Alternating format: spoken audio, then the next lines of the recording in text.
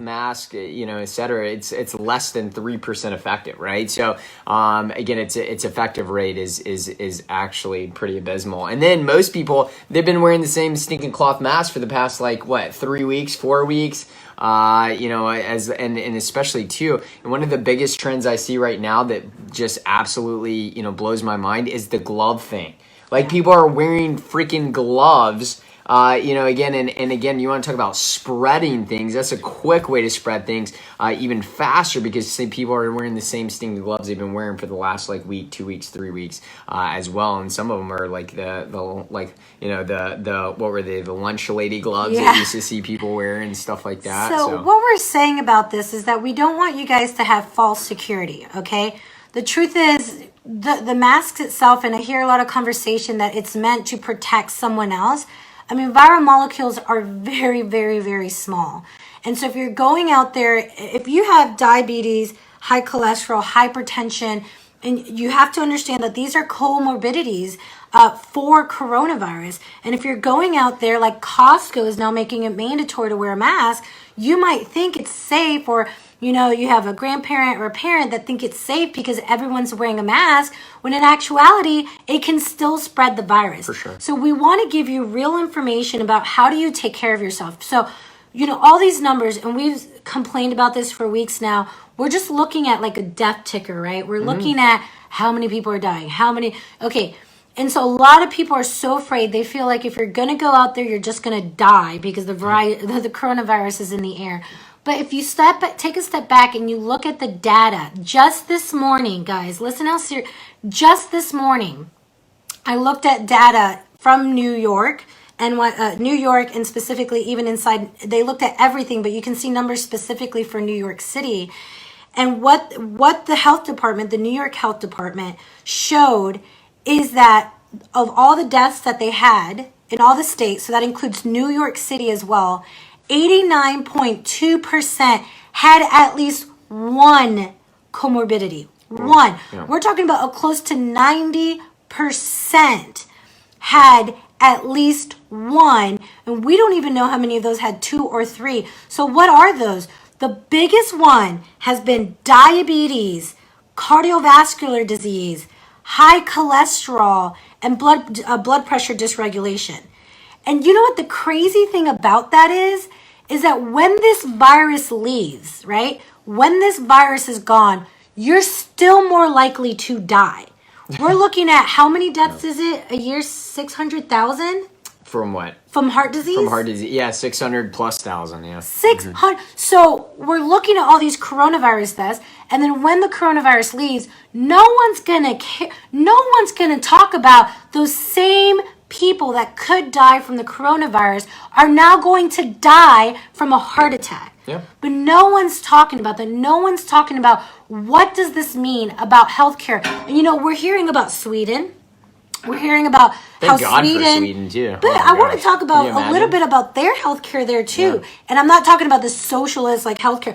I'm talking about they're healthier. Yeah. They walk, they move, they have activity. The crazy thing is that staying inside, you're more toxic inside your home than going outside. Yeah. Right. There's people that are staying home and their mental wellness is breaking down. They're eating Little Debbie snacks. I know you guys are eating Little Debbie snacks. Amount, right? Yes, I know it because we have multiple people in our office that work at McKee Foods, and they are working more than they ever have before to keep up the demand of people eating Little Debbie snacks. Yeah, for sure. So we're staying inside. We're not having connection. And just so you know, seeing your family, interacting with your family, talking with your family, having relationships has more to do with just having a relationship.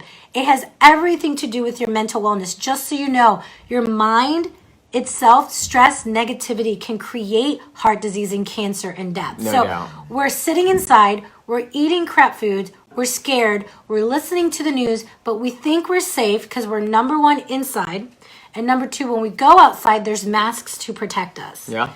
And that's not true. Let me go and tell you guys, this is what's scary. What you guys have to understand is that the information that you're getting is so filtered.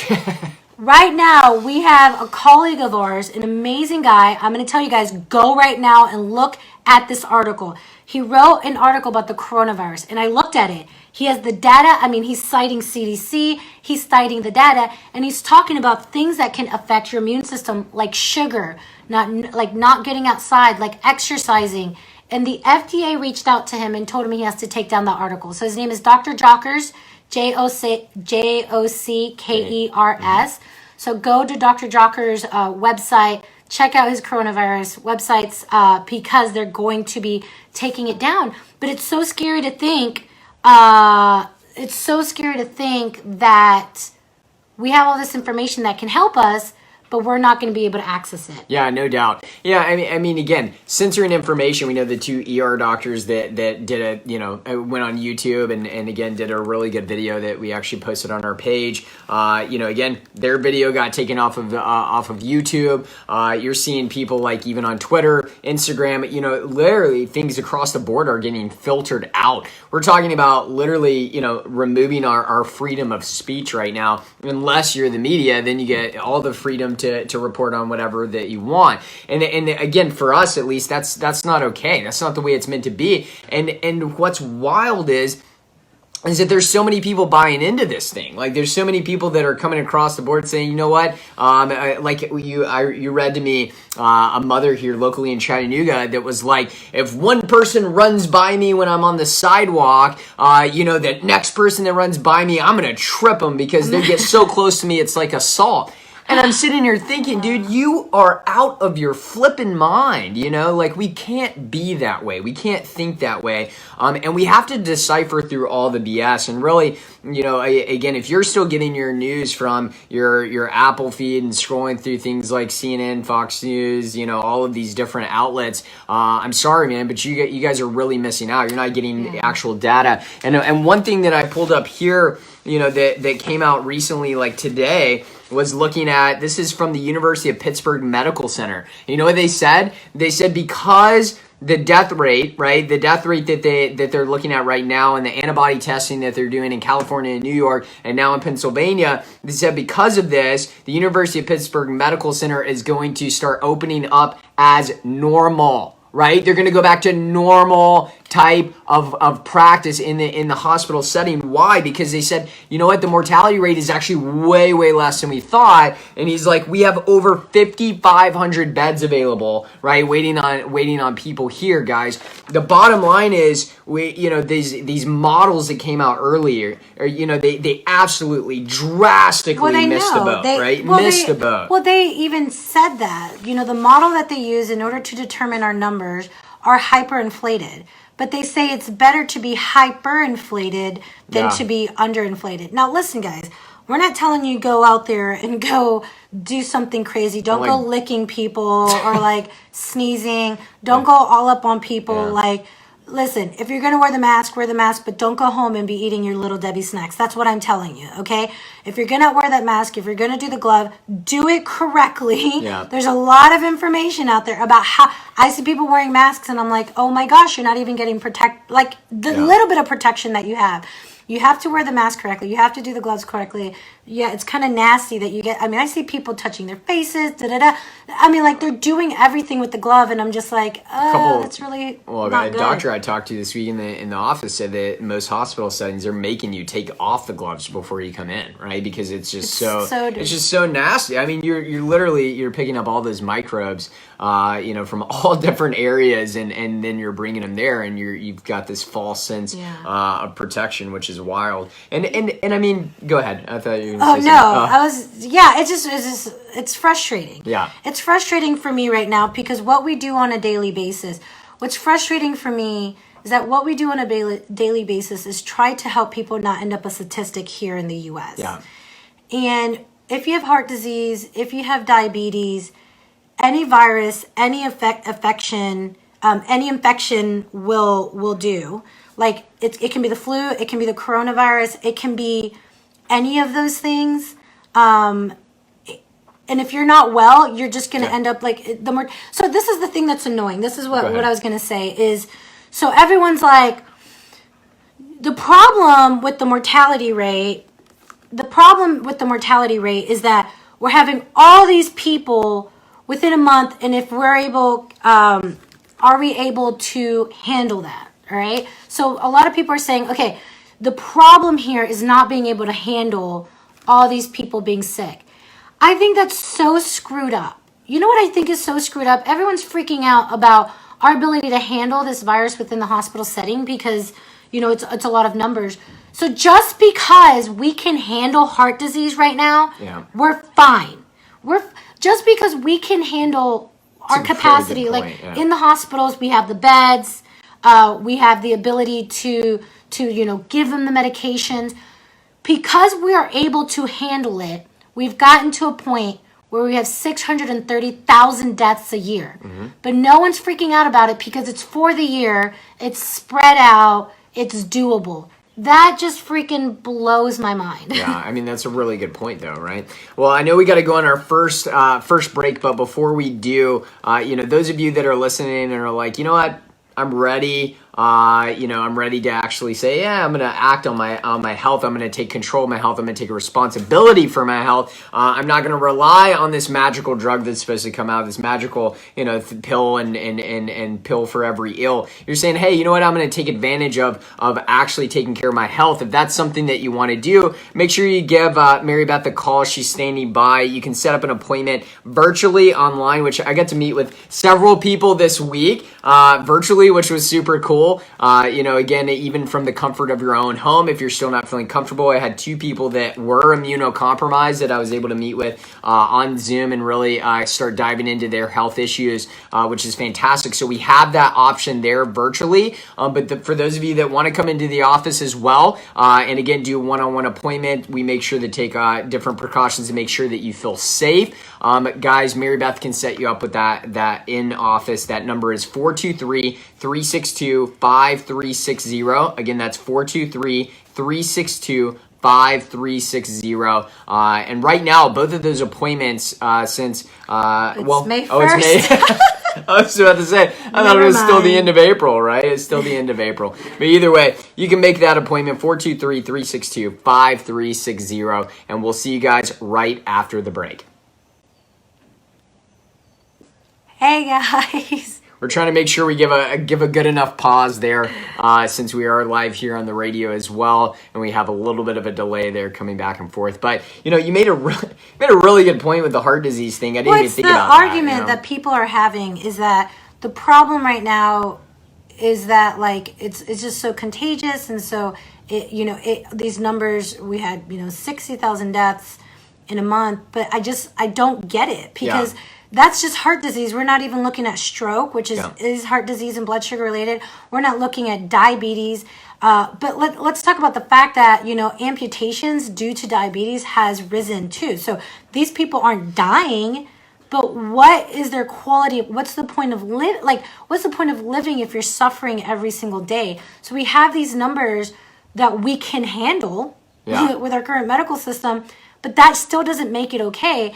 And again, my issue with this is that the same things that will make you susceptible to be killed by the coronavirus is still going to be there after the virus is gone and can still cause some serious health issues. And I even point to the fact that, this as well, that right now, you have very little people that are dying from the flu, right? Why is that? The reason why you're having, very little people actually die from the flu is because the majority of people that would have died from the flu are dying from COVID-19, right? It's the new bad boy of respiratory diseases. That's what it is. And what's going to end up happening, more than likely, is it's just going to be a part of the normal bell curve of the flu season each and every year, right? So it's just going to be like, I like to think COVID-19 is no different than it's like a white tiger compared to an orange tiger that was the flu, right? Just like H1N1 when it came out several years ago. And so it's the respiratory virus, the bad boy on the street right now. That's what we have to realize. And so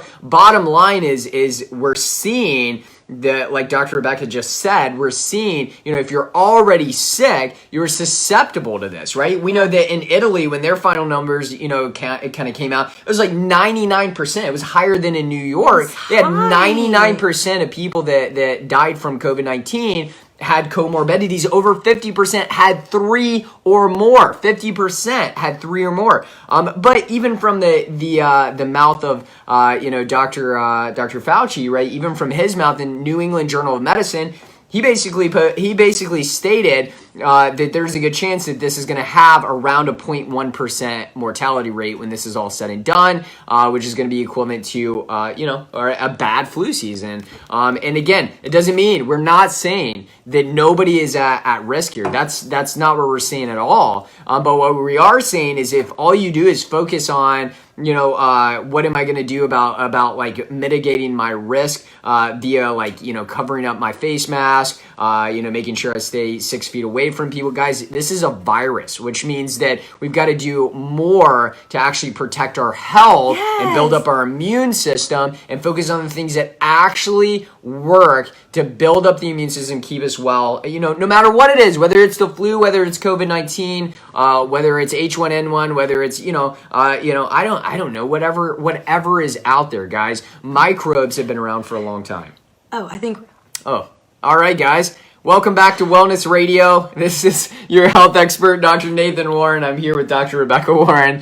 Again, guys, this show is a lot of fun because right now we're live on Facebook as well, and we're live on the radio all at the same time. And I promise you this: if you guys know us, you're like, yeah, they're not like tech geniuses by any means. We just have a message and we want to get it out there as much as we can, and we want to make sure that people get really the truth about health. With all the BS going around and going everywhere, we just want to make sure that people understand that there's a lot of hope. There's a lot of hope, right? You are in control of so much more than you think you are, right? You are in control of so much more than you think you are. And I know that people think this way because I thought this way for a little bit, right? I thought this way, especially at the beginning of, this whole thing. I would find moments where I would actually have these little moments of panic or these little moments of like, what's going on? My whole world is changing. And I'd have these moments, and Dr. Rebecca would be like, hey,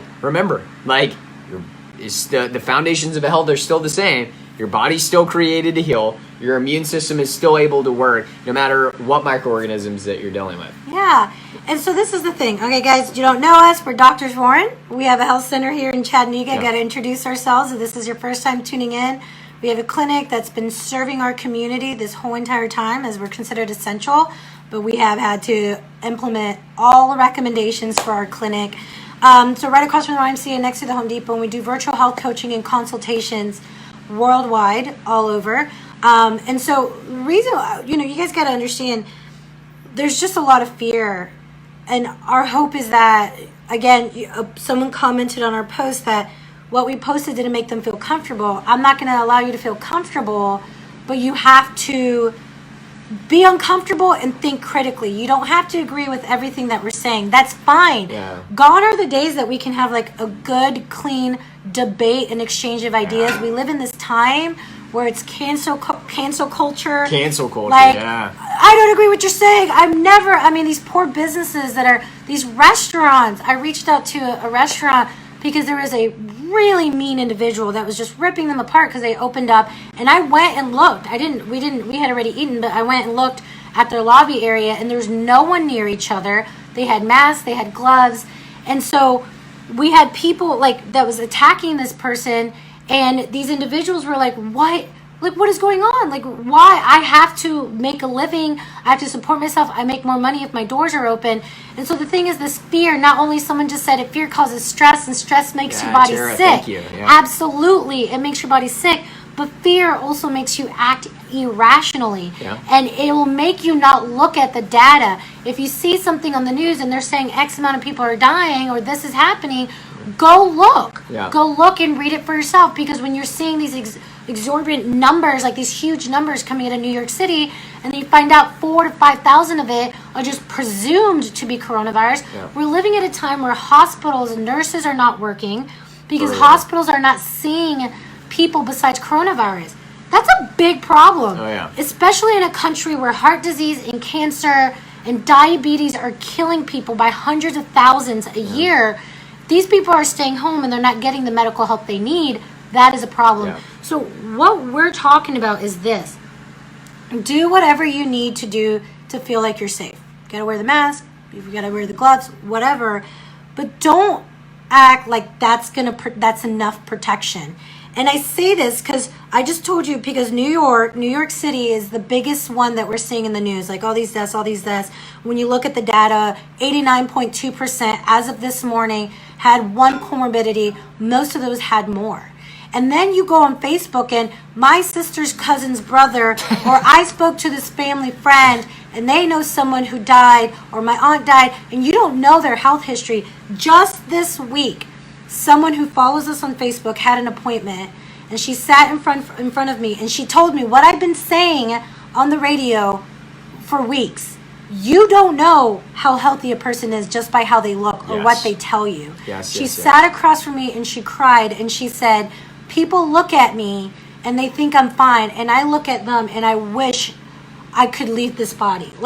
She is struggling with pain and hormone issues and all these things, and she's gorgeous, she's beautiful, she's young, she has 2 kids, great family, but no one would know. And if someone like that went to the hospital, died of coronavirus because she was given at 15 years old, this is where it started, at 15 years old, cycle issues, she was given a medication at 15, now she's struggling decades later. Because a doctor did not get down to the cause. So if someone like that were to get the coronavirus, or someone that has a blood pressure issue and you think it's fine because you're on a medication, if they go into the hospital and they die, well, it was because of coronavirus. No, it's because they had all of these health issues and they weren't able to handle stress. So what we're saying, guys, if you're listening to this, if you're watching this, it takes more than a mask and a glove. It takes taking a step back and understanding what's going on with my body. And we're past the time in the U.S. where we can go off of how we feel. You can't do that. If you, regardless of how you feel, regardless of what symptoms you have, if you are not actively working on your health every single day, you can just you can just already plan that in a couple of decades, you're going to have heart disease, cancer, stroke. When I was 19 years old and I was diagnosed with thyroid cancer, do you know how I felt going into my doctor's office? Fine. I felt fine. I sat in a chair across from my doctor when cancer was living inside my body, and I felt fine. How do people usually feel before a heart attack? Fine. How do you feel for year 5, 6, 7, 8 with cancer living inside your body? Studies say it can exist in your body for 9 to 10 years. So this virus should make you think about health differently. It won't if you listen to the news that you're comfortable with. If you don't like what we're saying, hey, you can choose to turn this off, go to a different channel. You can turn on your CNN, your Fox News, and just pay attention to that. But if you want to be something dramatically different, you have to think critically, and you have to look at the data, and you have to take responsibility for your health. Yeah, no doubt. And so again, I know we got to go on another break here. So if you want to take control of your health, and if you want to say, hey, I want to do something different, I want to actually say, how can I be on the front end of this thing so that, 10 years from now, 15 years from now, more than likely there's going to be another microorganism that raises their head. And next thing you know, are you going to be the one that's like worried about it and sheltered in your home? Or are you going to be the one that stands, tall with you, knowing that your immune system is well equipped, ready to be able to handle this? One of the best solutions to, again, a pathogenic microorganism is what? It's creating an uninviting terrain inside of the body that says, hey, you know what? This terrain here inside of my body is healthy, it's strong, it's ready, it's been built to do this. And so you do that by the choices that you make on a regular basis. So again, if you want to come in and see us, or if you want to do something virtually and get an appointment, you can actually give Mary Beth a call. She's standing by. That number is 423-362-5360. Again, that's 423-362-5360. And again, you can set up that appointment whether virtually or in our office. And again, we'll make sure that we take good care of you and actually start the process of getting down to the root cause of your health issues. This is Wellness Radio with Drs. Warren. We'll be right back after the break. All right, guys. So one of the ways that I like to think about it is this. We've taken. Let me just paint a picture for you. How about we do that? If we want to paint a picture. There we go. Yeah, let's get that plugged in before we... We don't want our phone to die. We don't want our phone to die there. Y'all, literally, technology-wise, our phones are always dead. I'll be back. All right. So I like to paint a picture this way. So this is what you believe health looks like. Again, kudos to you. Stress, right? We just had somebody point out that stress causes the body to get sick, right? Fear causes stress. So right now, if you think this is the answer to health, let me know. Staying in your home, isolated from everybody, right? Watching the news, checking your news feed, and seeing a ticker that tells you how many people across the world are dying from a virus that you don't personally see right next to you. Having this fear of not knowing when things are going to open back up, not knowing when you're going to get to see your kids, your grandkids, your husband, your wife, whoever may be away from you at this point. Not saying, oh man, the parks, the trails, everything like that is closed. You're not able to get outside the way that you normally want to. And because of that, you're stressed. So now you're eating junk food on a regular basis. You're consuming lots of trans fat, unhealthy fat. You're consuming high amounts of sugar, high amounts of processed food. When's the last time that you exercised? Because your gym is closed, and God forbid that you work out in your home. And all of these different factors add up. Fear, stress, not eating well, not seeing loved ones, no connection. We're washing our hands every 10 seconds to make sure that everything is fine. We're sanitizing everything that's around us, even though we know that there's something called your microbiome that's actually microvirome that's very, very healthy to your immune system and to the function of your overall body, even gene expression. You're doing all of these things. Does that equal health?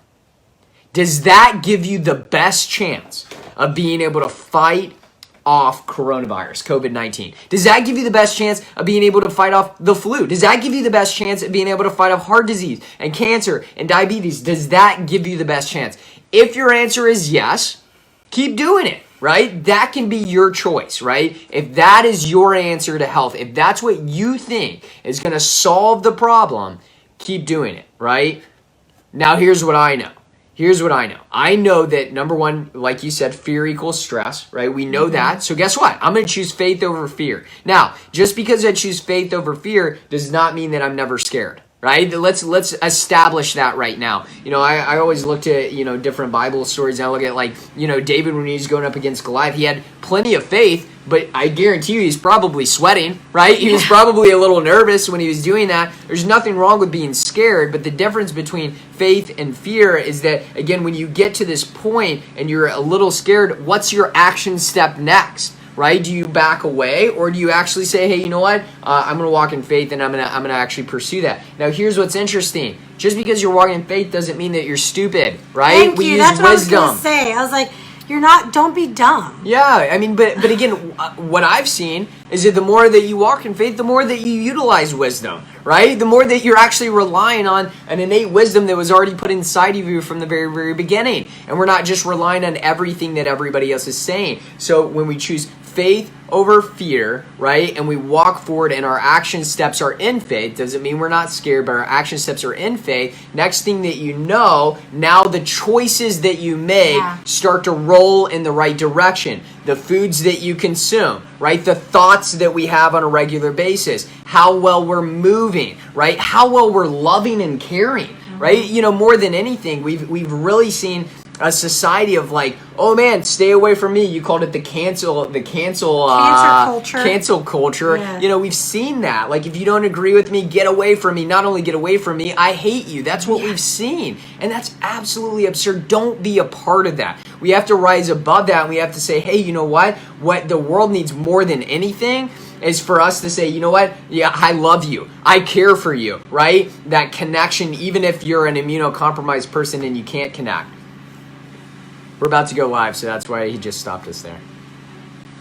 All right, guys, welcome back to Wellness Radio. I'm your health expert, Dr. Nathan Warren. I'm here with my beautiful wife, Dr. Rebecca Warren, and we're talking all things health today. I was just going off on a little rant on Facebook because I do feel like it's that important. I'm really trying to send a message that says, hey, we want to walk in faith, not in fear, which that doesn't mean that you walk in stupidity, right? Yep. Faith doesn't equal stupidity. Faith equals wisdom, right? Walking, again, in wisdom and being smart about the decisions that we're making. But one of the smartest decisions I think that you can make on a regular basis is saying what?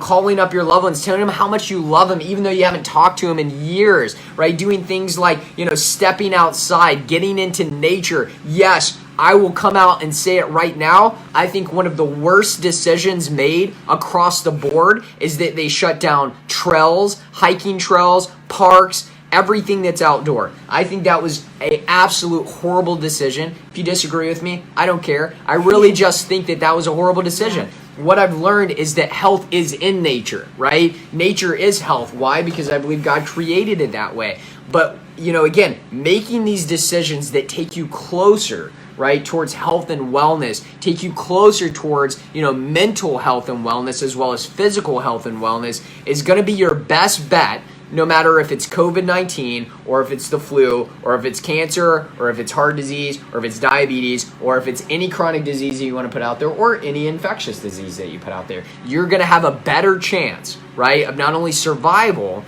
but thriving through life, right, if you choose, right, to make good decisions that are based on faith and not based on fear and things that you just heard one time you watched a news feed. Yeah, and fear is a natural response. Like, our body uses fear to survive. As humans, we take fear very seriously because ancestrally it meant we were about to die off a cliff. So what you might not realize is that as you're listening to this news, as you're listening to this stuff, it puts your mind in a chronic state of fear and a chronic state to act irrationally. So like I said, guys, right, everything you've been saying, right now, you have to understand more than ever that your health has to be a priority. Because it might not be the coronavirus, but we know the flu can kill up to 60,000 to 100,000 a year. Yeah. And it doesn't matter that the hospitals can handle flu. A death is a death and every life matters. So your health right now, the symptoms that you're feeling, and even if you're not feeling a symptom, actively working on your health, pouring into your body this temple that you have been gifted with is 100% your responsibility and should 100% be your priority right now. Because like we said at the beginning of the show, we know that comorbidities is what's causing a lot of complications and a lot of more, a lot of deaths. Okay. Wait, so it's not just chance? It's not just because someone breathed on you. Yeah, it's not just that, because what we do know, especially as they started antibody testing in New York City, they're like Governor Cuomo. I don't know how you say his. I don't watch the news. So I don't know how to say his name. Okay, so he goes on there and he's talking about, whoa, these antibody testings are showing that there's a possibility that millions of New York City residents have had this already, right? So the truth is this virus is spreading. It's a virus. It's smart. It's going. It has adapted. It's spreading. So it's not necessarily about this virus spreading. It's about how your body responds to the virus. Yep. It's what your body does in the presence of the virus. A really high percentage of individuals have mild to no symptoms. It's very, very whatever. It's the people whose bodies are already, it's the people whose bodies are already breaking down or having blood sugar imbalances, heart issues, cholesterol issues, blood pressure issues. So blood pressure medication doesn't mean your blood pressure issue is taken care of, guys. Yes. A statin doesn't mean your cholesterol is taken care of. It doesn't mean, your numbers might go down, but what caused it to go up isn't healed by a medication. Okay? Yep. And you know what's really interesting? I just read from another post that most health people, individuals with health. I just had a brain fart. You can go ahead and go.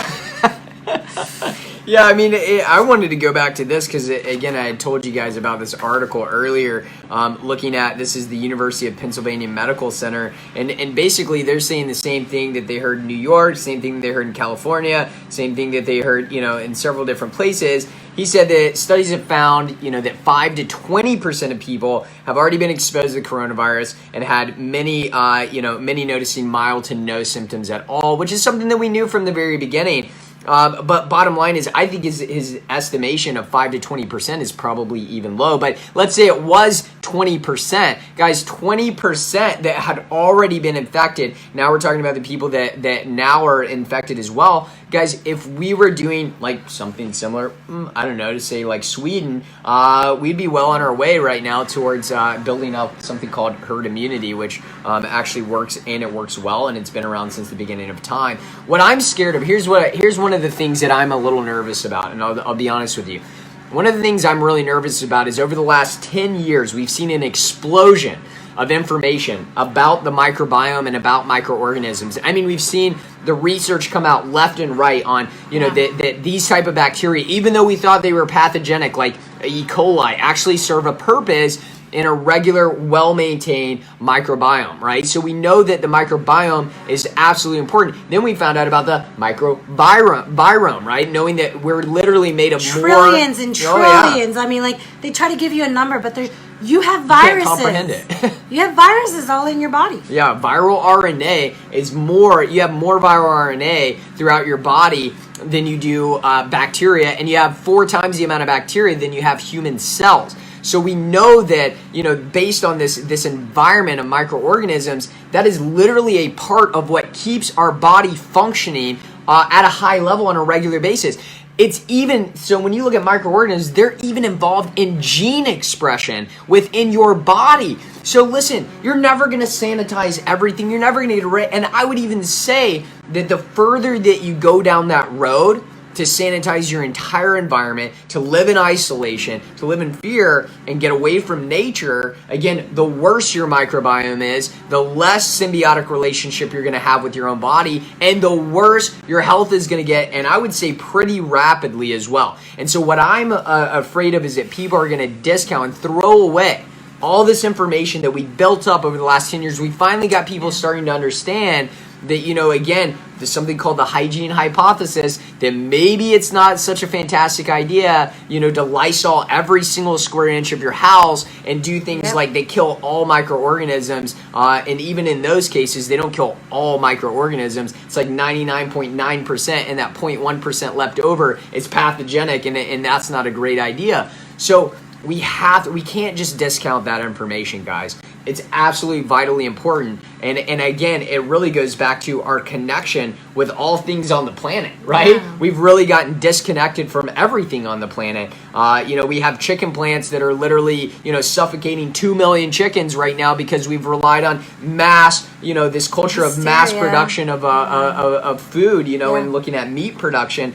So overall, we've literally created this isolated world that deals with the disconnect from really what our reality should be. Yeah, and let me go ahead and point this out though. The only reason, because you're like, we're starting to understand the gut microbiome and there's all this information, but the only reason we're starting to understand the importance of the gut microbiome, like the bacteria that exist within us.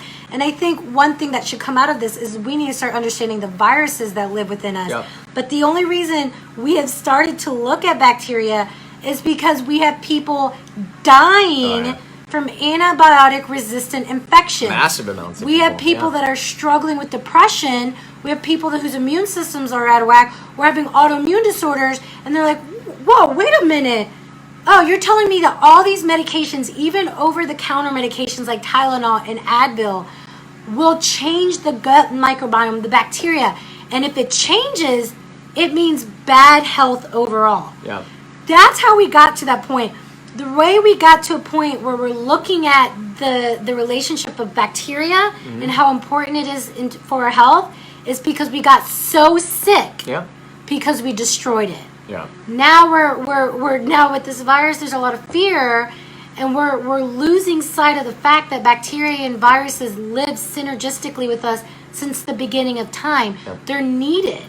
Now, if we're not responding well to certain viruses, then we need to take a step back and say, what's causing that?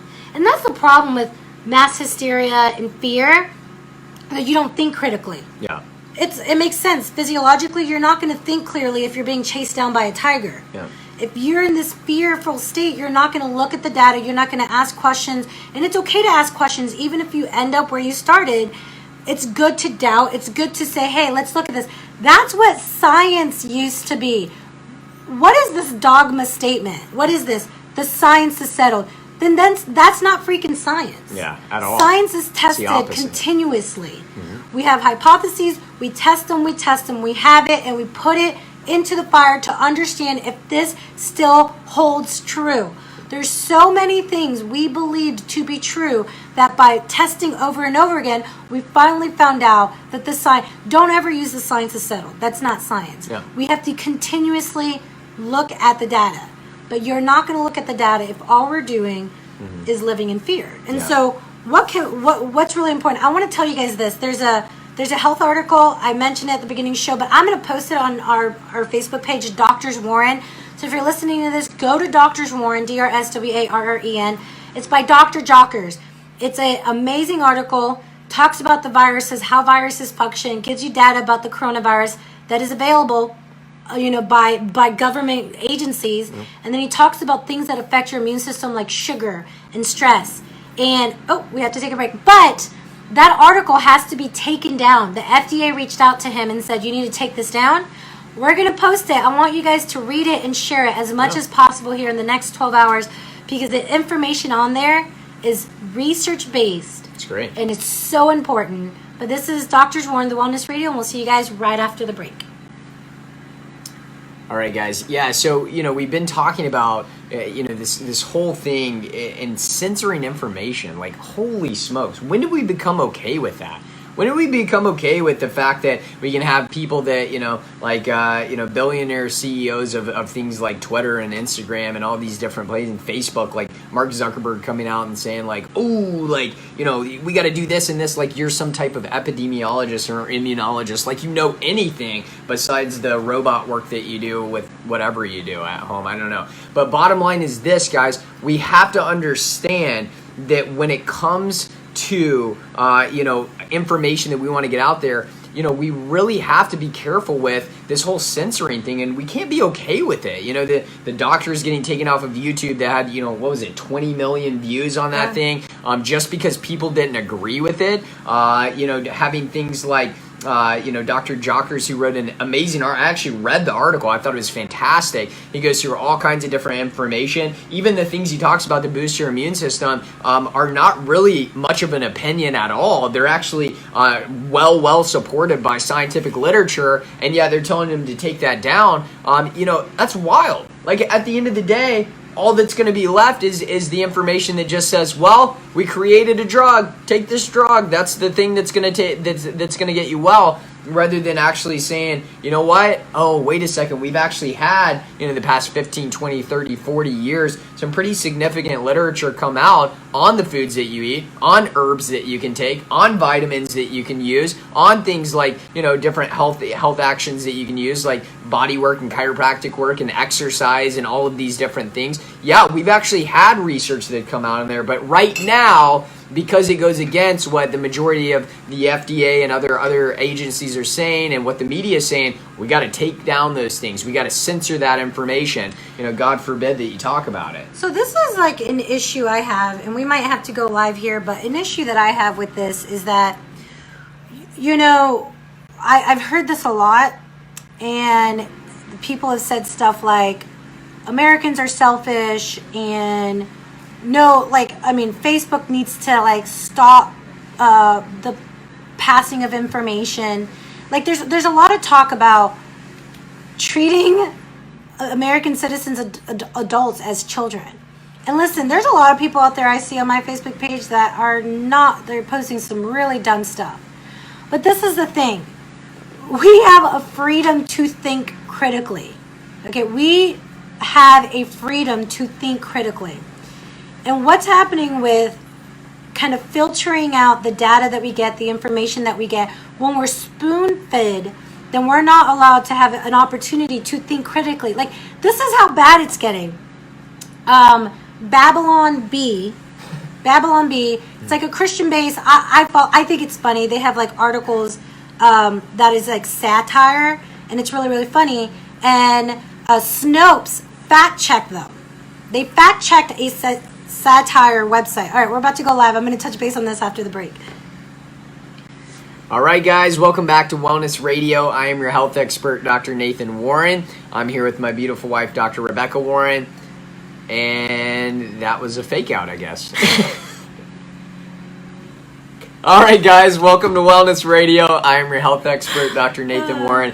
I'm here with my beautiful wife, Dr. Rebecca Warren, and we have been talking, basically been ranting about some of the things that we believe, can take people's health to the next level, but also just more thought-based process today on the show, just talking about, what we can do thought-based wise to really change our mind, to change our thinking, to get rid of the stinking thinking, to think critically like you were just talking about. So dive back into that, because I was really into that when you were going through it on Facebook. Well, I think what ends up happening is that gone are the days that we can debate, that we can exchange ideas, that we can learn to listen to someone and then give an idea. So what's happening is we're entering this age where our information is being spoon-fed to us.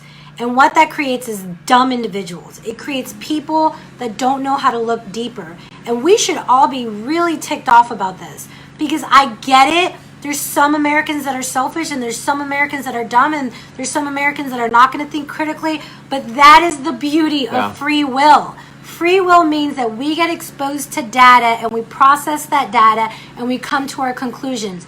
You're not going to make it better. You're not going to make critical thinking better by eliminating the choice of information.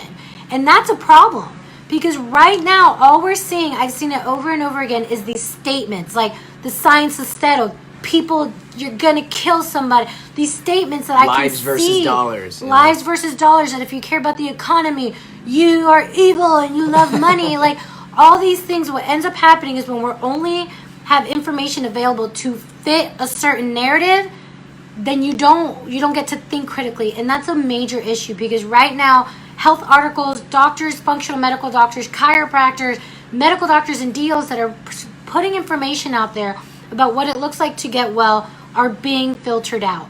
And you guys should be ticked about that. Yeah. Because, you guys should be ticked. There's certain words that we can say on our Facebook Live that we know will shut down our Facebook Live. You should be ticked that you don't get access to information. But there's a group of people out there that think that's okay, that we should be locked up in our homes because people are selfish. So we want you guys to think critically. We are here for you guys. You can find us on Facebook at Doctors Warren. You can go to doctorswarren.com. We have a second hour here. We hope you tune in. We'll see you right after this little bit of a long break. This is the Wellness Radio. All right, guys. So like before the break, I was saying about how, there's a satire website where they do articles kind of like The Onion, but they're proving that it's fake, that the information isn't real, that the news isn't real, because people will read it. They'll read a headline. They don't read what's in it. They don't really process it, and they're sharing this information as if it's truth. So people are not thinking critically. Yeah. We look at articles and we stick with the article, and we read an article that all these people died, but then when you go into the article, it says New York added 5,000 presumed deaths. There's also there was an article, because New York City has been doing antibody testing, and it's showing that more people had it. So our numbers are not correct in regards to infected numbers. And that matters, because more infected numbers brings down mortality rates. So there's an article that said there's issues with this antibody testing. And I'm just like, yeah, anyone can. The headline disproves this antibody testing, right? And then I go into it and I go through and I'm reading it, and I see that this epidemiologist was talking about how, let's not jump to conclusions.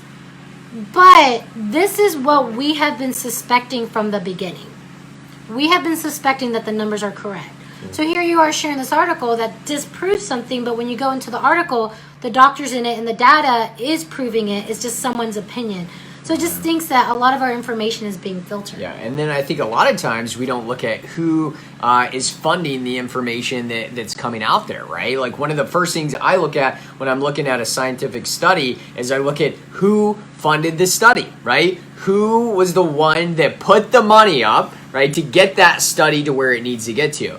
And I have certain individuals and certain groups that if I see they funded that study, I'll read the study, but I'm reading it with a grain of salt. I already know, you can tell by their previous work that, hey, there is a certain message that they're trying to get across, and this is more of a marketing technique than it actually is, putting out real science, real data. And I'll never forget, what was it, the previous chief editor of the New England Journal of Medicine, the previous chief editor, I think it was the British Medical Journal. They when they retired, they're like, when they ask them, why did you retire? They're like, because this isn't scientific real. literature anymore. This is literally who's going to pay the most Yep. to get their article published and how fast they can get their article published and who's going to read it. And again, who's actually going to peer review it. It's so it's not always just what it seems, right? And so that being said, critical thinking is huge, and I think we've had an injection of that into our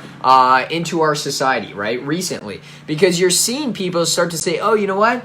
It's been 15 or 20 years since I've actually critically thought, and now I'm a little upset about them taking away some of my freedoms here. Oh, wait a second. If we would have went by what those models had said, or what somebody like, Bill Gates would have said, or some people like that, what we would have been doing is we would have actually been, locked down for the next 18 months, right? That sounds like a great idea. That sounds like an amazing idea. Well, so we have to start critically thinking. Go ahead. Yeah, no. Well, what's really interesting, I was going to say that. Oh, yes. Pick Coffee up here. break. Yeah. Coffee break. So one thing that's really interesting that we're hearing about the coronavirus is that there's a possibility that it's going to be a yearly thing. I don't know. I haven't looked into the data. Someone mentioned it to me, and I was going to look into it, but there's a possibility that this might come back, or there's a possibility you could get reinfected. It hasn't been proven. I haven't seen anything yet. I think these are suggestions. These are hypotheses that need to be tested. But then that means that if we're living in fear now, we're going to live in fear every time this virus comes around. And what's really interesting is that when we've looked at plagues in the past, we are so much more developed than when stuff like the flu pandemic and the plague. And I was looking into that. There's a lot of bad sanitary habits, water that wasn't clean, a lot of soil that wasn't clean, really just people that had lack of food, and it was a completely different environment than what we live in now. So what I'm saying about that is that if we live in this fear state, that there's nothing that we can do about it, and that if someone breathes on us, we're going to get it, and if we're going to get it, we're going to die, and if someone breathes on your spouse, they're going to die, and everyone's going to die, and the kids are going to die, and I mean, that's what you keep hearing. If you live in that fear and you don't understand what's causing those deaths, then that means we have to do this every year. Every year we have to shut down and we have to close down. Every year we have to, freak out and close down businesses and shut down everything and work from home and take kids out of school. And we can't do that. It's a virus that's here. It's a virus that's probably going to stay. We have to understand what we need to do internally to be well. One thing we know is that comorbidities, the same illnesses that are killing a majority of Americans, are also killing them with this virus. We'll probably also kill them with the flu and other things like that. So we have to start asking the right questions and understanding, hey, we need to do something differently about this. We have to think critically. We have to figure out what we need to do to keep our family safe and do that. Yeah. Can I say another thing too that I'm really getting tired of hearing as well is I keep hearing this, and it's the same statement. It's the same statement, which means that obviously it's got to be on the news that's being said over and over again. But it's it's never gonna be the same. When we get back to our normal, it's never gonna be the same. It's never gonna be the same. Well, I've got two different views with that statement. Number one, anything in life is never the same, right? That once you go through an entire day, your life is not the same the next day. It's different, right? Because things happen throughout the day that make it different. So blowing up that type of statement is really a fear-based statement, right?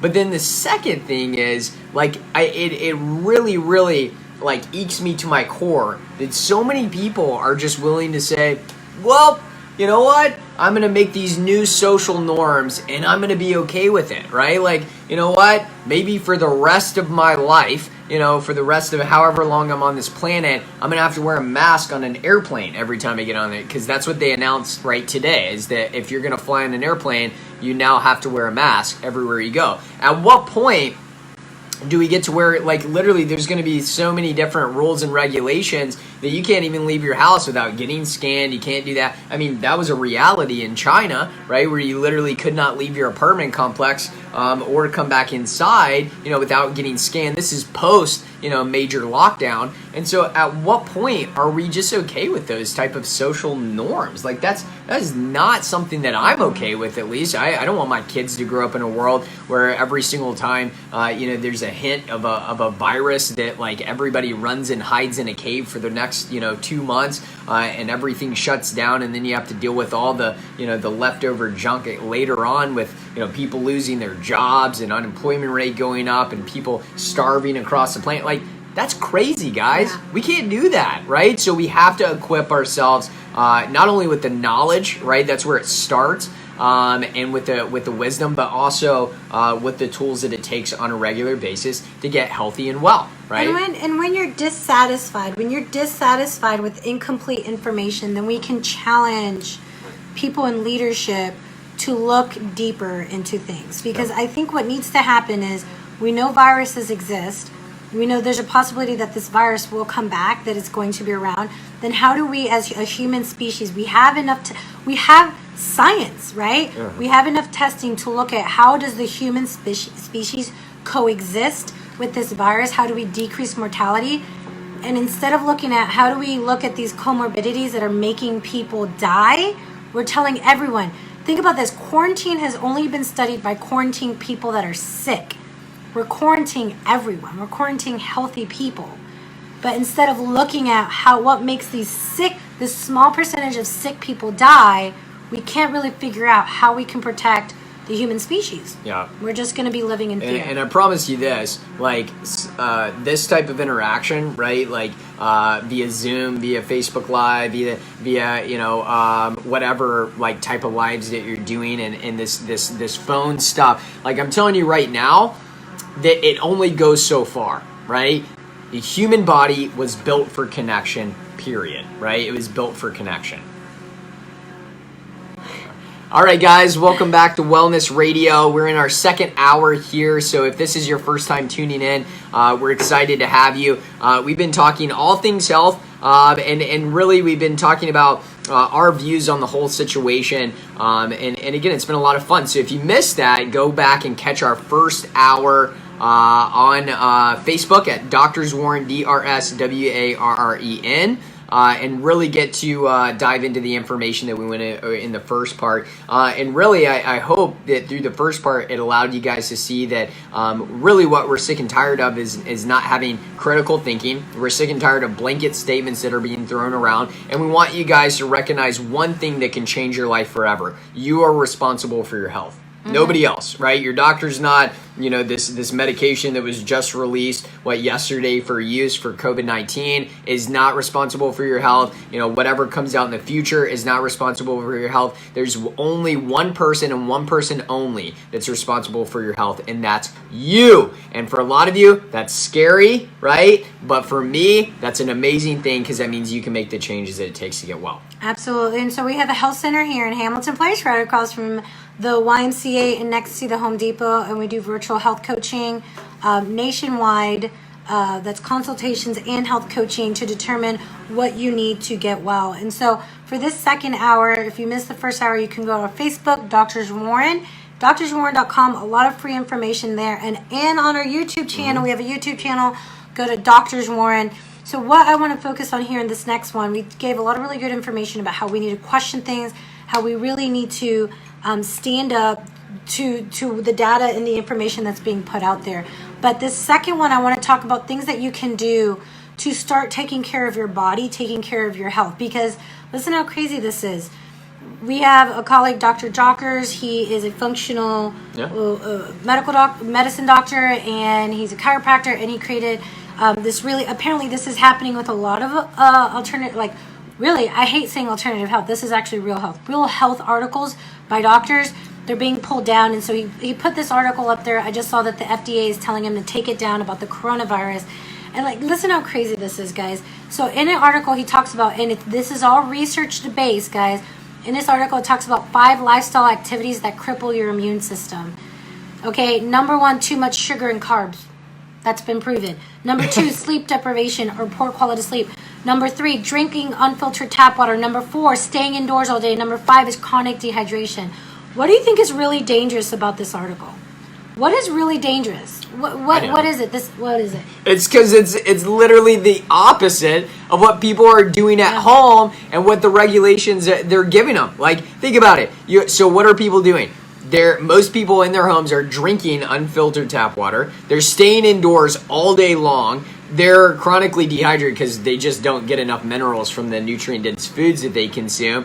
They consume high amounts of too much sugar and carbohydrate because, again, you got places like you were mentioning earlier, like McKee Foods that are putting out 3 times the amount of foods and Little Debbie snacks that were out there. Yeah. And then because of all this fear that's going around and all the news that they're watching and their news feed that they keep scrolling through and the death toll that they keep seeing, they're losing sleep. That's what they have a problem with, is because it's the complete opposite of what they're telling most people to do. So it's not doing anything, and he has research articles. I'm going to post this link so you guys can see it before it comes down. But there's nothing on there that talks about curing anything. Yeah. But we do know is that the further we get from the balance that our body needs to be in, the further we get from balancing our HP axis, the sicker that we're going to get. And it can be a virus, it can be the flu, it can be the coronavirus, it can be a cold, it can be a bacterial infection, it can be a heart attack, it can be cancer. Whatever it is, if your body is not balanced, is not able to handle stress appropriately, you can die from many things. So when our goal, so in our office, so this is really interesting. A lot of people always wonder how we help people. And I say this in the first appointment that they come in.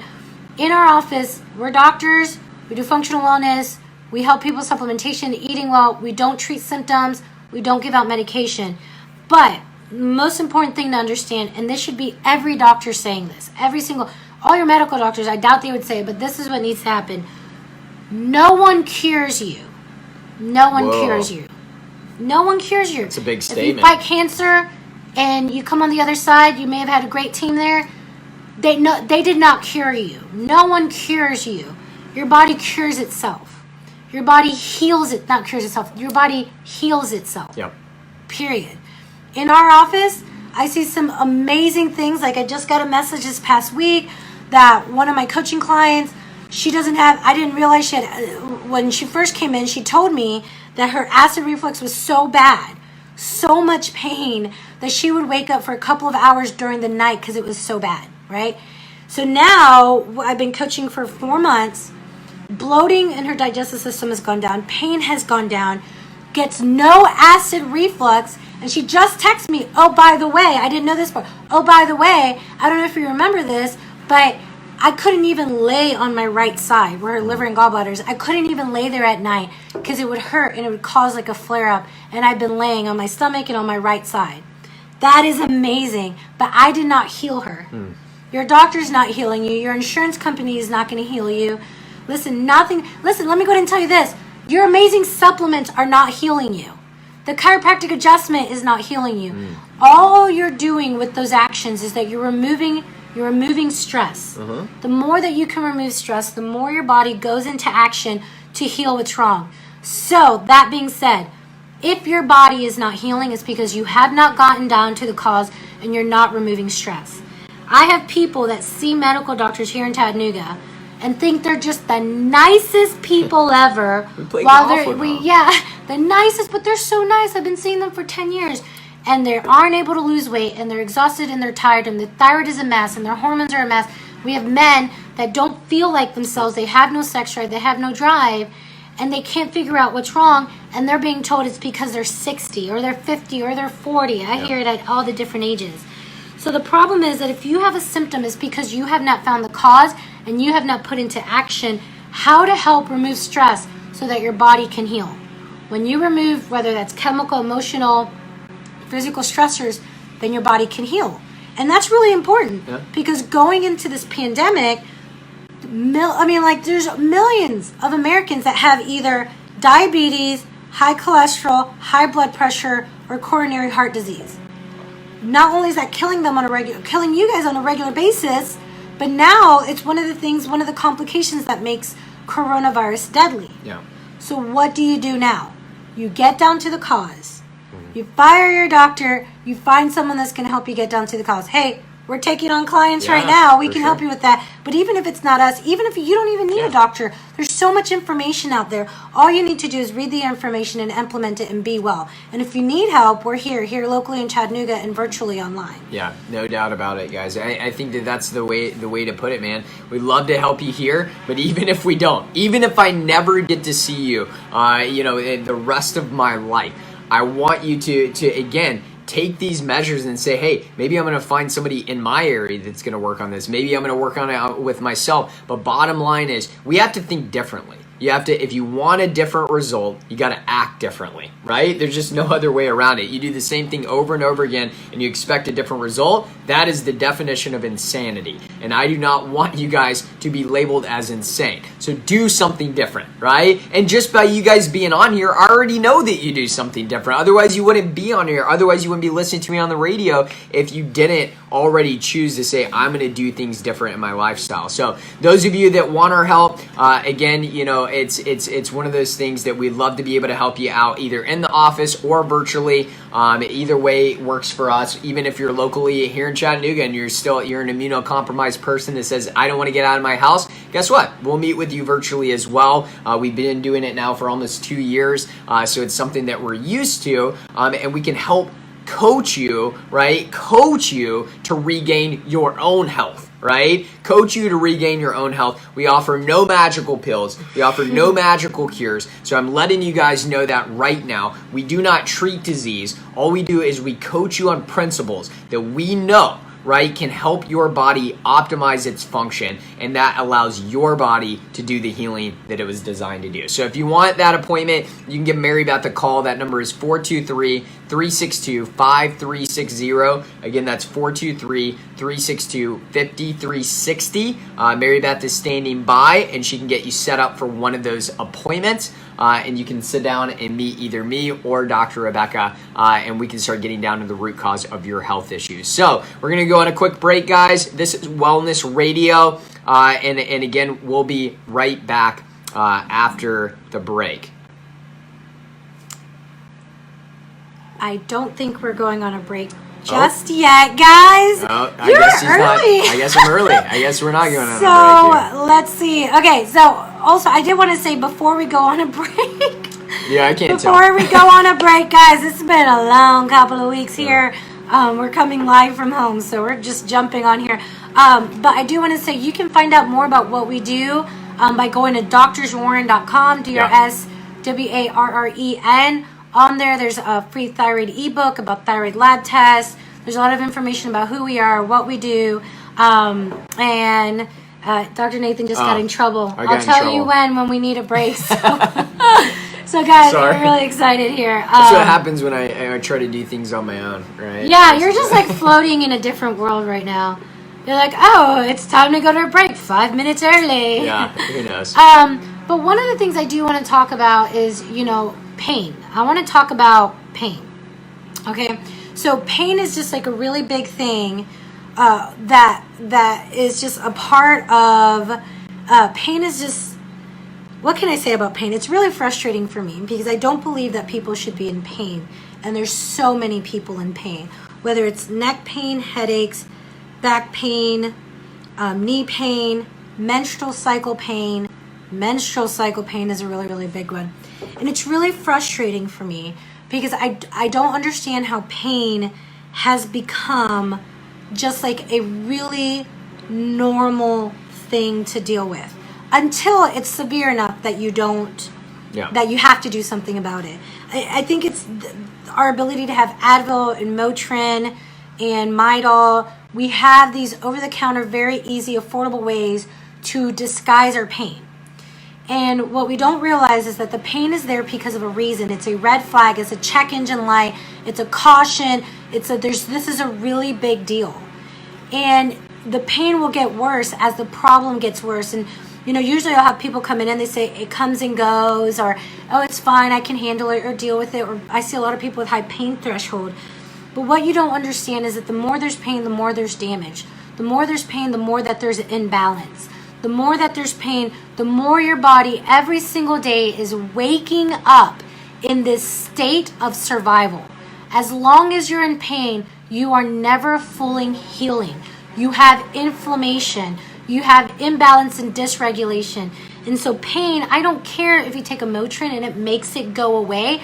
Your body is imbalanced, and it will continue to be imbalanced until something is done about it. And you have two choices. You can get down to the cause and prevent it from getting worse, or even if you're in that worst state, you can go in and get well, or you can wait around until you lose all of your time and all of your money, ending up in the emergency room, which the emergency room, the number one reason someone goes to the emergency room is pain. So you have a choice where right now, where you're sitting is, if you have pain and it's going on, have you had x-rays done? Have you looked at the structure? Have you gotten a nerve analysis done? What is going on there? If you're having menstrual cycle pain, has someone told you, let me go ahead and tell you, menstrual cycle pain is not healed by birth control. And if you're having menstrual cycle pain, but now you're in menopause and you don't have pain, but now your hormones are out of whack, well, you're feeling like crap during menopause because you had pain during your menstrual cycle. So you have to get down to the cause of why the pain is there. And, when we first opened up, we didn't want to be known as a pain clinic. We don't like chasing symptoms, but we've gotten now wiser to understand that if you're in pain, not only does it disrupt how you're able to live your life, but it will always lead to something worse. So we're going to go a little deeper into that right after the break. And after we talk about that after the break, we're going to talk about sugar and immunity. But I really want to talk about pain because we've been seeing a lot more people in our office on our structural corrective chiropractic side about that. Yeah. Before I go to the break, if you guys are dealing with pain, struggling with pain, you're really wanting the headaches to be gone, the neck pain to change, the low back pain to change, the menstrual cycle to change. Guys, we have appointment times for that reason. And if you're coming into our office, we do it off hours or we do it one-on-one so you're not being exposed to anyone, you're safe. But give Mary Beth a call. What's included in this appointment is any necessary testing and imaging, any x-rays you may need, any urine analysis that you may need, any nerve analysis, physical examination.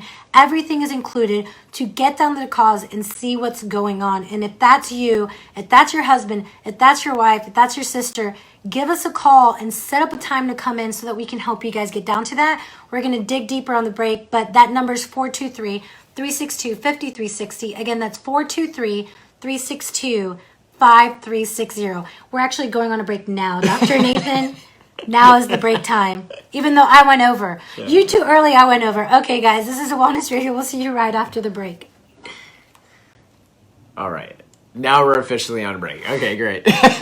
So one of the things that I thought that was great, you talked about pain. Yeah. But pain, it even ties into what we're dealing with right now. The greater your pain levels, the more it's going to drive, again, things like just this negative feedback loop that drives things like a negative mindset or depression and anxiety. So we know that having a state of pain within the body in different areas, we know can really create, quite a bit of damage, even from a mental standpoint, as well as a physical standpoint. Pain is a reminder that there is a problem, right, going on. There's an underlying issue that you need to figure out what it is, or that, again, that you need to rest that body part, or that you need to, do something to help that body part. That's why the pain is there. But we became a society that says, well, you know what? We came up with these little cool, these cool little drugs that take away my pain for a little bit.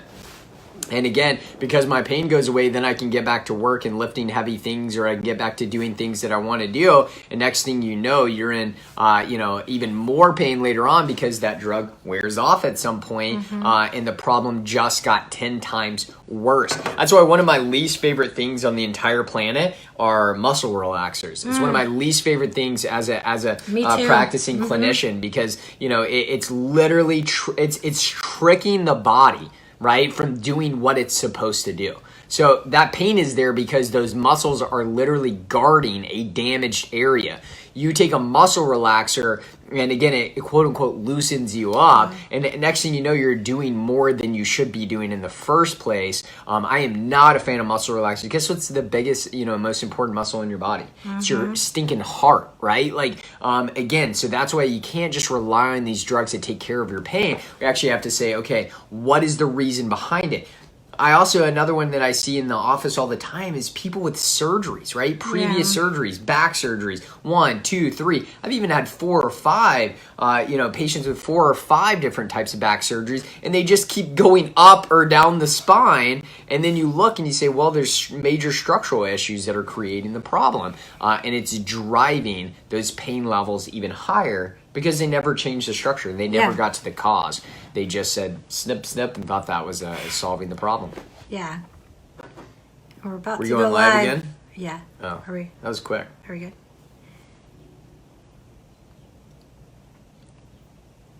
Hey guys, welcome to the Wellness Radio. Dr. Rebecca Warren here, and I'm here with Dr. Nathan Warren.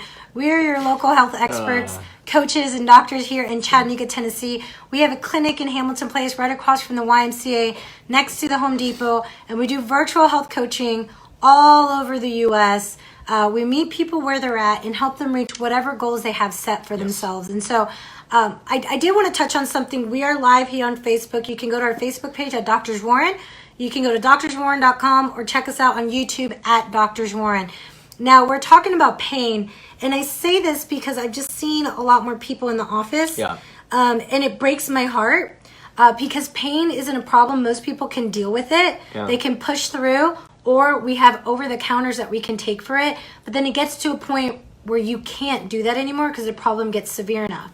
So I was talking about before the break how important it is to get down to the cause, but I'm going to have you repeat what you said during the break because I thought what you said was really important and people on the radio show need to hear it. You talked about how pain creates a negative feedback in the brain and how muscle relaxers. So we're going to touch on muscle relaxers and a lot of these medications that you're given to treat pain that are not doing anything but putting you in a worse place. Yeah, I mean, and again, the basic of it is this, that pain is telling you there's an underlying root cause going on. There's something that's, dysfunction, or there's an issue with the tissue somewhere in the body. And if you don't actually figure out what that is, then that pain, not only is it going to continue to be there, but the problem's only going to get worse. And that pain is there for a reason. So when I have somebody that comes in, to my office and they have something like sciatic pain going down their right leg, and the first thing I say to them is, man, thank God that you have that sciatic pain. And they're like,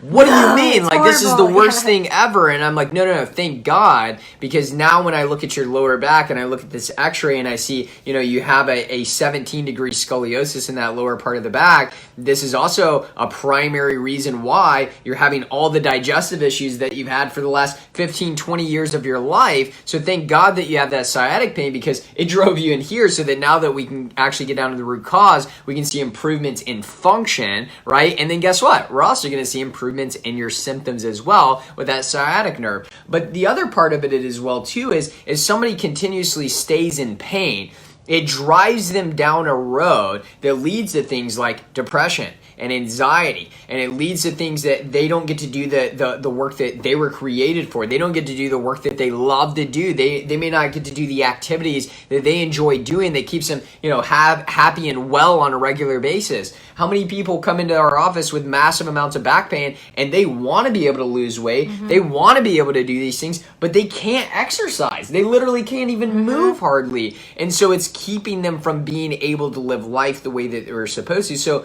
pain is kind of that double-edged sword where, we're thankful for it because it's giving your body a warning sign saying, hey, you need to rest, or hey, you need to do something about it. But at the same time, if left there chronically, it ends up really damaging somebody's life overall. And we've seen it now with the opioid crisis. I mean, we've seen it, and now, I mean, I would even venture off to say how many of those are dying, right, from something like COVID-19 right now. Yeah, and you know what's crazy is that, like, we are doctors of chiropractic, and so doctors like us that focus on wellness and getting down to the cause, we saw the opioid crisis coming from 20 miles away. I mean, if you go back to we weren't doing lives, there may be videos that if you go back to our first radio shows, the second we got on the radio, we're talking about how covering up pain with these strong medications is going to kill people. And not only that,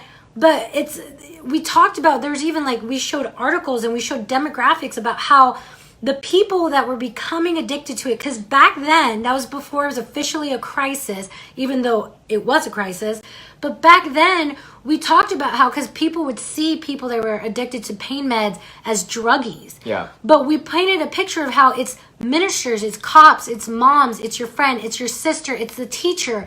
And they don't get addicted to it because they want to abuse drugs. They get addicted to it because they need more to handle their pain. Yep. And then they realize that now that they're getting anxious and down and depressed, that this is also addressing that as well. When you become addicted to these medications, it's not because you are a druggie. No. It's because a doctor did not do the work that they needed to do to get down to the cause and to actually help you. And these medical doctors are the ones that need, pharmaceutical companies and medical doctors need to be held accountable for the crap they did in destroying this nation with the opioid crisis. No doubt. But let's talk about muscle relaxers. Yeah, again, I mentioned that earlier in our Facebook Live, is that, it's one of my least favorite medications on the planet. Not that any of them are my favorite, by that statement, but it's one of my least favorites because when you look at it, it's absolutely insane that you have a problem, right? You got muscles that are guarding it, splinting a damaged area. And next thing you know, you take something that relaxes that, and then you're moving or you're in a position that's your body's not meant to be in right there because your body's intelligent, it's smart, it knows what to do. And next thing you know, the problem is 10 times worse later on. And again, I see it happen all of the time. Another big one that I see is steroids, right? I mean, that was one that even up to 3 weeks ago, even before the FDA came out and was like, stop prescribing steroids, right, for pain patients. I was still getting them during this COVID-19 crisis. I was getting pain patients that would come in. And I'm like, so what did the doctor give you? And they show me they're flipping steroids, which I'm like, so at the expense of you getting rid of your pain, now you're basically shutting down your immune system, which could lead to a host. I mean, literally, your problem just got 1,000,000 times worse, even though your pain is gone, right? Mm-hmm. You literally just shut down one of the most important systems in the body. And so, again, stop trying to trick the body and actually figure out what is the problem, right? And so what do I mean by that? Tricking the body is like this. You have a back problem, you go in, your doctor says, oh, there's degeneration in between your L5, S1. We're going to, fuse that together, or we're going to do a surgery. And they do that surgery. And what we know from even the own orthopedic studies are that, 68% of all back surgeries fail. We know that, again, the majority of people that get one back surgery is going to end up with 2, 3, 4 later down the road. And so the reason behind that is because they just basically manipulated and tricked the body. But bottom line is the problem's still there. What they didn't say is, oh, wait a second, that degeneration is there because I look and there's a 16-degree scoliosis right above it. Or there's a lot of pelvic rotation right below it that's creating a lot of stress on that joint. And so they go in there, they do surgery, but the stress is still there. So what happens, right? The problem gets worse over time. It gets worse over time. The only happy person I've ever seen with back surgery are the ones that haven't made it long enough to see how bad it's really about to get. Within a year from their back surgery. Yep. And you even mentioned too during the break, muscle relaxers are relaxing muscles. They're not just targeting your low back. They're going to relax all muscles. And what's the biggest heart muscle that you have? Actually, what's one of the most important heart muscle? Oh, muscle. You just I gave gave it away. It's the heart. The heart is made up of muscles. And here you're taking muscle relaxers, trying to deal with your back pain while also influencing your heart. And so when we come back, we're going to touch on what we do in our office, like to help people get well, just getting down to the cause. But if you're listening to this, I know a few people called there before the break, but if you'd like an appointment time to get down to the cause, and guys, this appointment includes everything that you need. We were talking about if you need any necessary imaging, if you need a nerve scan, any inflammatory urine testing, physical examination, range of motion in our office. We're located in Hamilton Place, right across from the YMCA, next to the Home Depot. We're setting up those appointment times for anyone that's needing to get down to the cause of that pain. Headache, neck pain, menstrual cycle. I can help you women. I can help your wife.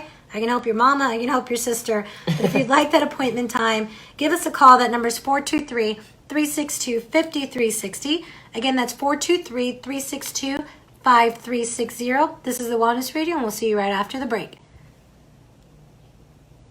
Okay, I think we're officially on break now, right? Are we? I don't know. I hope so. Are we on break? Yep, I think so. He's just looking straight ahead. I'm gonna take that as if we're officially on break there. But you know, there's other factors too that I think that really jump into the equation of creating pain cycles in people's health, right? So we talked about specifically about the spine. We talked about some issues there, but another big one that I see, and I see really drastic improvements pretty quickly, is when I start to get people off of, when I say, hey, I want you to do an experiment for me. For 2 weeks, right? For 2 weeks, I want you to cut out gluten completely. Mm-hmm. Like, I want you to cut out wheat. I want you to cut out gluten for 2 weeks, right? And then let me know how you feel. And I've never had anybody, like literally, I haven't had a single client or patient that hasn't come back and say, you know what? Like, some of my aches and pains are gone. Like, I actually feel better. Their digestive issues might not fully go away completely at that point in time, but I usually see inflammatory pain levels go down just by doing that one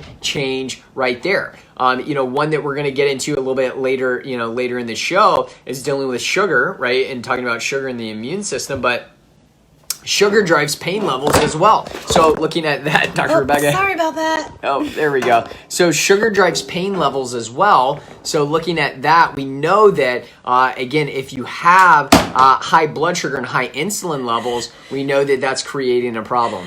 You got it? You all right? All right, perfect. So looking at decreasing sugar doesn't always look like I just got to cut out my Cokes and my sodas and things like that. Guys, sugar is in a lot of different areas, but a lot of you guys are consuming high amounts of carbohydrates that basically just like consuming high amounts of sugar. It's the same thing in the blood. So doing things like cutting out the 10 pounds of rice that you're eating throughout the week because it raises your blood glucose levels. Ketchup and dressing and ranch. Like, I feel like the sauces this is horrible. Are where a lot of people will get a lot of like crappy, like sugar and bad fats. But we live in a world now where you can find great stuff, right? Mm-hmm. Like, you can go over to like Primal Kitchen and you can get all the sauces and all the condiments and everything that you need. And again, they taste great. And at the same time, they're actually really, they're healthy for you, made with good oils and basically no sugar or no sweetener in there. So, again, pain is a big deal overall, right? Actually, it gets to a certain point, I'll be honest with you, and this is where I've seen, patients that have really spiraled out of control before they came in and saw us. Pain, where it really gets to at a certain point, is they slap you on a depression medication and an anti-anxiety medication and basically tell you that it's all in your head, right? At the end of the day, that's where it goes.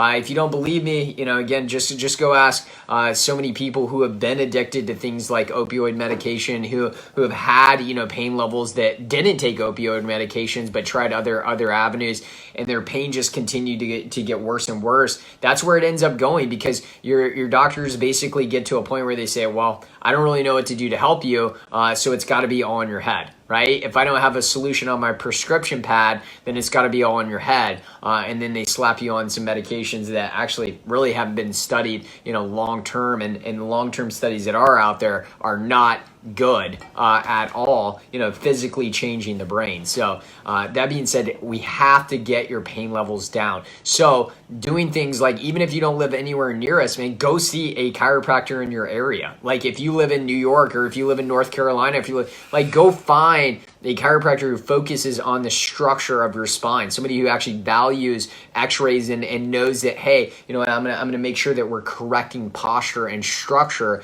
in order to control function in the body. And then do things like, again, reduce sugar, reduce your carbohydrate intake overall, consume lots of good healthy fat. And at the same time, make sure that you're not doing just taking these over-the-counter medications that are really driving your pain and problems into a worse place. That is a cycle I promise you do not want to go down. All right, guys, welcome back to Wellness Radio. I am your health expert, Dr. Nathan Warren. I'm here with my beautiful wife, Dr. Rebecca Warren. We've had some fun, man. We've had some rant and raves. We've been going, talking about a lot of good information. I think Dr. Rebecca knocked down our camera during the break. I did. On Facebook Live, so they get to see some really cool camera action there. But I will say, your reflex is pretty amazing. Like, you caught it really quickly. I am a mom of 2 toddlers. Like, if I don't do that, they might break their arm from 1 second to the other. So I've trained my reflexes very well. Thank you very much. Yeah. Oh, man. So we talked about pain, right? And we talked about some of the things that we can do with pain. But let's talk about another thing that will actually drive your pain levels, but also will shut down your immune system, and that is sugar. Now, when I say starts to shut down your immune system, what do I mean by that?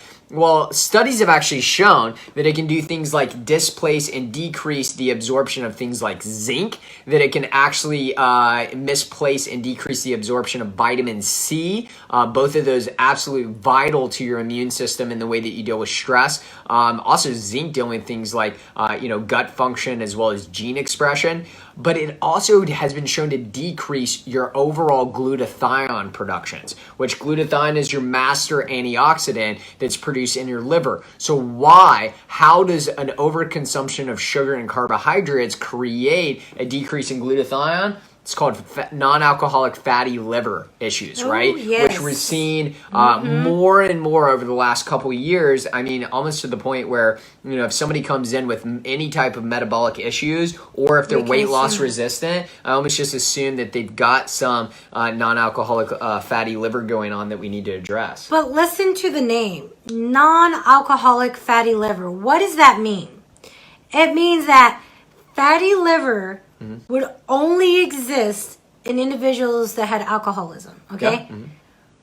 But our sugar consumption and our toxicity is so bad that now a condition that alcoholics would get, anyone can get. Yeah. So instead of just saying it's fatty liver, we have to mention, actually, it's not what it's always been. It's this new thing because our liver is so bad. It's the same thing with diabetes. Yeah.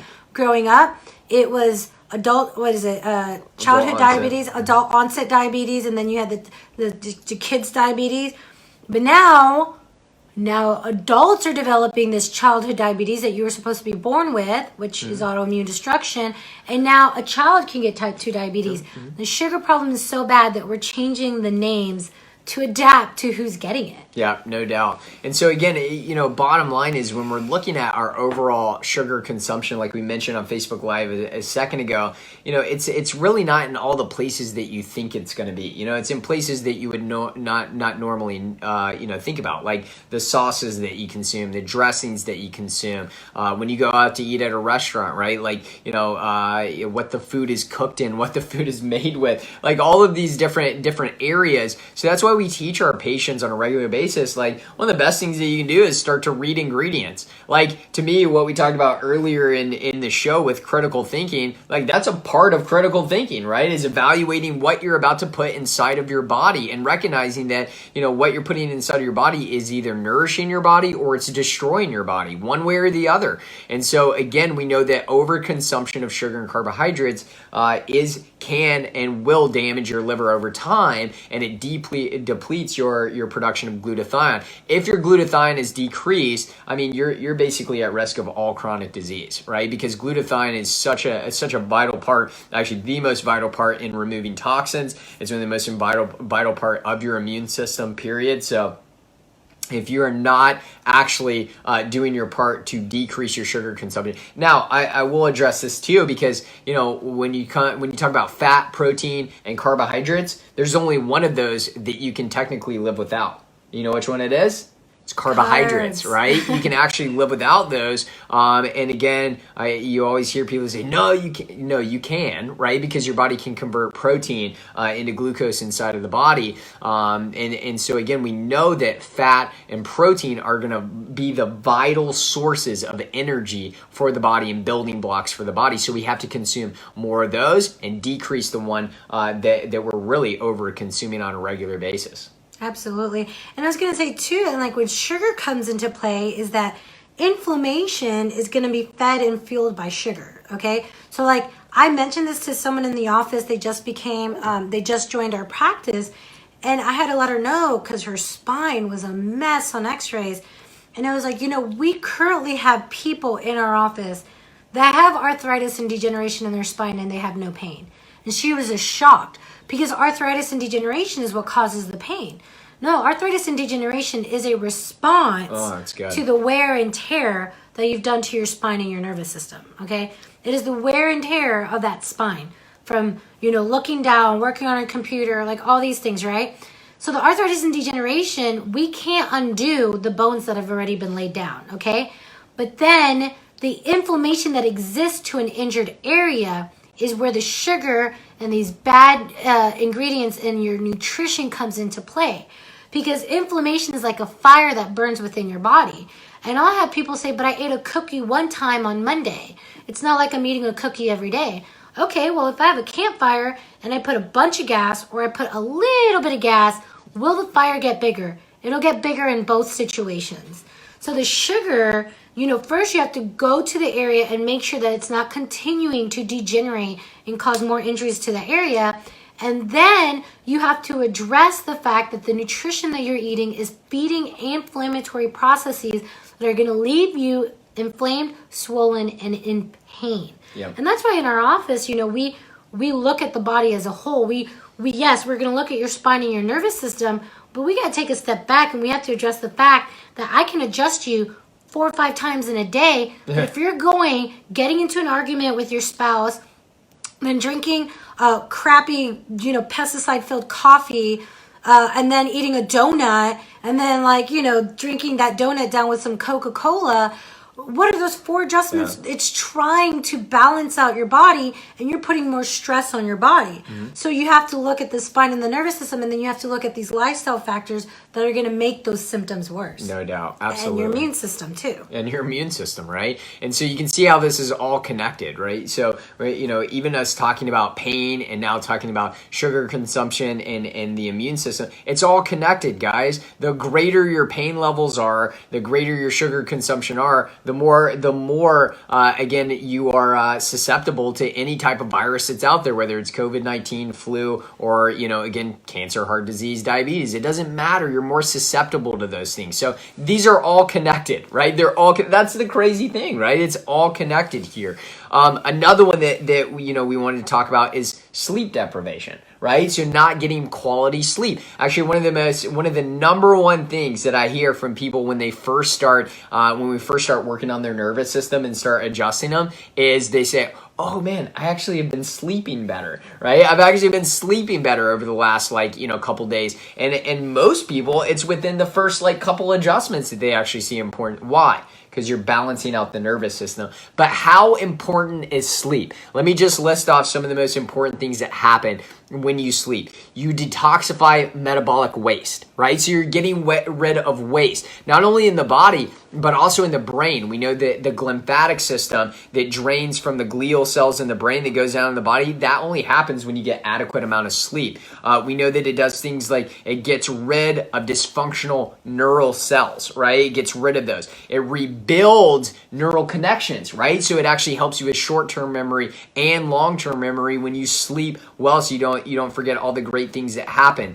And it does all of this while you sleep. So if you're not sleeping appropriately, again, it's that same, loop that puts you in that vicious cycle that leads to more chronic pain, more issues, decreased immune system, and again, more susceptible to anything that's out there. So I know we got to go on a quick break, but when we get back, we're going to continue to dive into this. I want you guys to know that if you're suffering with issues with pain, or maybe you're having sleep deprivation, you haven't slept well in years, maybe you're dealing with something like a decreased immune system, or maybe you have a hyperactive immune system dealing with autoimmune conditions, guys, this is what we want to see in our office. This is what we work with on a regular basis, whether it's virtually, on Zoom, or whether it's dealing with people in our office. So if you're local and you want to come into the office, you can give Mary Beth a call. That number is 423-362-5360. Again, that's 423-362-5360, and you can set up an appointment time with her. It includes x-rays, it's going to include evaluation, nerve scan, everything, so that we can start getting down to the root cause of your pain issues or your sleep issues or things that are going haywire in your body. We're going to start righting the ship. So again, guys, if you want to come in and see us, 423-362-5360. We'll see you right back after the break. All right. Wait, is that working? I think so. So there's some comments. Okay, we have a few different ways that people are watching us through watch parties and live. So we missed a lot of comments throughout the show.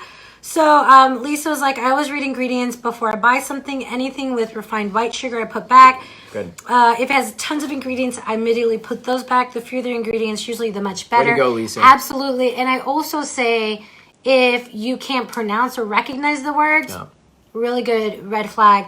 And then Lydia asked, if you are eating, this is a good question, if you are eating healthier sugars, you shouldn't overdo it, right? How do you know what's too much? Oh, that's a good one. So if you have any type of metabolic disease like insulin or blood sugar issues, if you are weight loss resistant, again, if you have pain, I always recommend that you at least do, 30 to 90 days worth of cutting down on all sugar and carbohydrate, like cutting down on your carbohydrate intake. So doing more of like a nutrient dense, ketogenic diet. So really resetting your body metabolically. And so at that point, when you're resetting things, that's where, even though things like raw local honey or organic maple syrup or even coconut sugar can be great, and it can be, in some cases really healthy for the body, in those states, it's still not, right? It can still spike your blood glucose,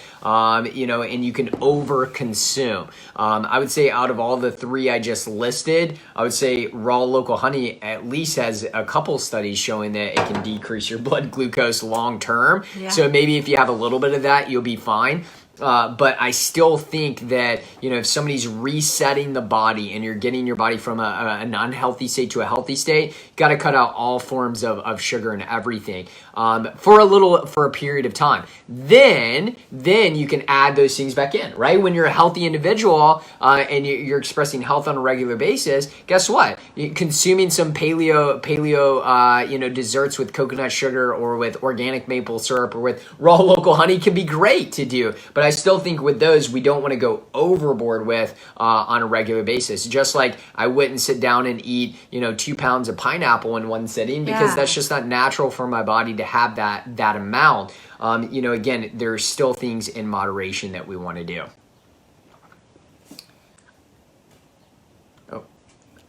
All right, guys, welcome back to Wellness Radio. I am your health expert, Dr. Nathan Warren. I'm here with my beautiful wife, Dr. Rebecca Warren. I think I've only messed up once on this show today, right? I've only had one issue with going into, not being able to go. live and everything. So I think we're live now. Oh, okay, we're good. All right. Now we're live. Yeah. Welcome to the There's such a Wellness delay. Radio, Yeah, guys. I don't know. There's We a delay. are live now. We're Yeah. here. Yeah. Welcome back from the break. The Wellness Radio here. Dr. Nathan, Dr. Rebecca Warren. I think our engineers are really tired of us this morning. Yeah, I don't know. I don't know where we're at today, I guys. went based on the finger, so We've I been doing this for like 5 years. Yeah. And for some reason I'm ready we're to having get back trouble. in the studio. I just We gotta do get use back in the this. studio. I think the studio, Yeah. it's a lot easier. Yeah. We can't hear them and all of that. But here we are, guys.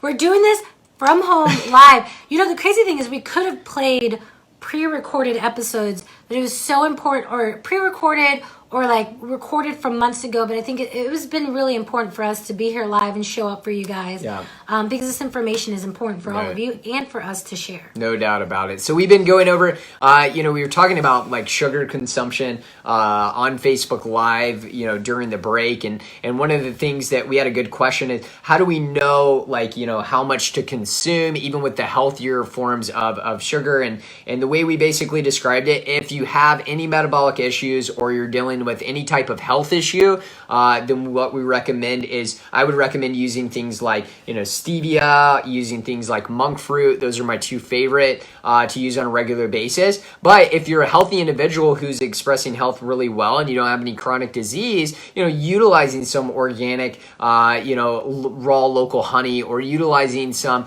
organic coconut sugar every now and then in moderation can be a great thing to do. But the main thing that we like to recommend is, consuming an overall diet that is decreased in too much carbohydrate, like in general, right? So, instead of getting your carbohydrate load from things like, pasta and bread and rice, get your carbohydrate load from things like, sweet potatoes and yams and things like cassava. Cassava, amazing. How crazy is that? Like, if you consume cassava just regular, did you know that it'll kill you? But if you consume cassava when it's prepared right, that it's actually really good for you. I thought cassava was yuca. It is, but you have to prepare it the right way. I ate yuca. Not Have raw. they been poisoned? Oh, that's true. I just said not raw. Okay, so cassava flour is a really great flour. Actually, right now more than ever. It's processed. What? We buy the root. I know. Yeah. Okay. The process. Okay, you mean like cooked? Like I can't eat it raw, but you said processed. Yeah, we don't process yuca when we buy it. I'm Hispanic, guys that are listening, and we grew up on Until yuca. I just said I had a soft spot there, right? Anyways, the really cool thing is that now more than ever, you have more choices of foods that taste really, really great. Yeah. That you can, switch out these ingredients with. Like cassava flour. Like I grew up with yuca, but now you can get like tortillas and taco shells and chips. And you can get baked goods, Like and you can get the Siete, flour. like my Siete favorite is a really brand, good man. one. I love that. So switching over now more than ever is the best time to do that. And when I help people, coach them through like changing how they're eating nutritionally, we don't do things cold turkey. You like chocolate, we're going to find a chocolate to kind of take its place, to substitute. You like chips, we're going to have you do chips to substitute. And then as you're long-term making these health changes and you've been in it for a really long time, then you can start thinking about, okay, I need to stay away from artificially sweetened things. Like even in our household and our kids, we give them stevia and monk fruit and all this other stuff, but we're at a point now where we're even restricting that because we want the sweetness to come from natural sources.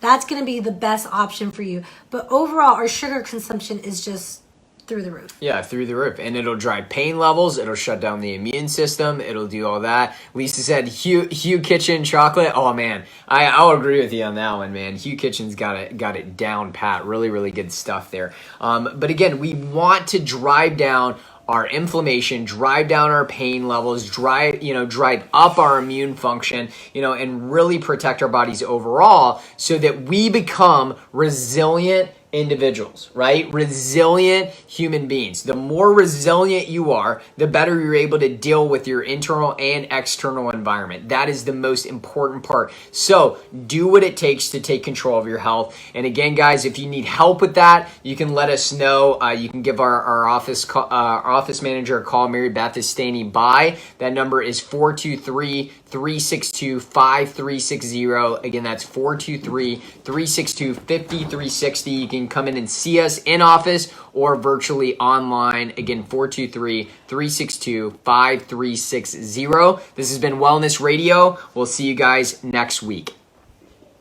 All right, guys. Thank you for tuning in.